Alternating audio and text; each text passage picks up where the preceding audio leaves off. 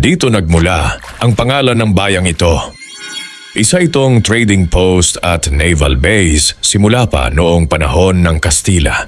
Naging impluensya rin ito sa pangalan ng kanilang Special Economic and Freeport Zone at isa rin ito sa sinasabi nilang matandang bayan o munisipalidad dito sa Zambales.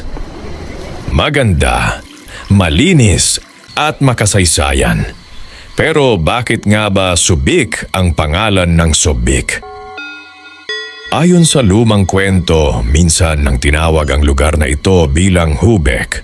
Ang Hubec umano ay salitang Zambal na ang ibig sabihin ay head of the plow.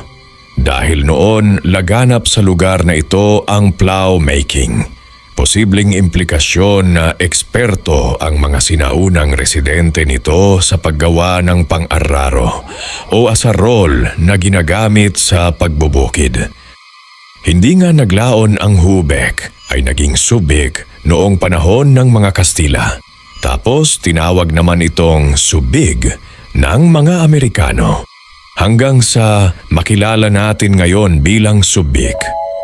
Alam mo ba na isa lang sa mga baryo ng Subic ang Olongapo noon? Gayunpaman, palaisipan pa rin kung kailan ba talaga ang eksaktong petsa ng maitatag ang Subic Zambales. Bagamat malapit sa dagat ang Subic, bakit kaya ang pinagmulan ng pangalan nito ay patungkol sa lupa?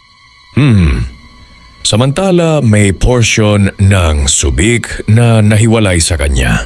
At ito ay ang parte ng Subic Bay Freeport Zone na sinimulang pamunuan ng SBMA noong 1992. May bahagi rin dito ang Olongapo City, Hermosa at Morong. At iyan umano ang dahilan kung bakit Subic ang pangalan ng Subic. Isang bayan na hindi lang basta pangalan, kundi isang makasaysayang lugar na kailangan nating balikan at bisitahin